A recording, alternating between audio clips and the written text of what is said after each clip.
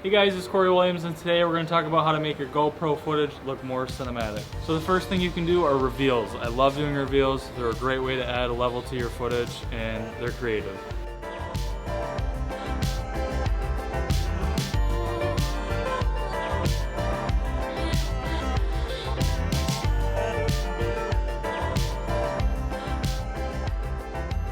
The next thing is stability. Stability is huge when you're handheld shooting, and with the GoPro you have to be in 2.7K in order to enable hyper smooth image stabilization.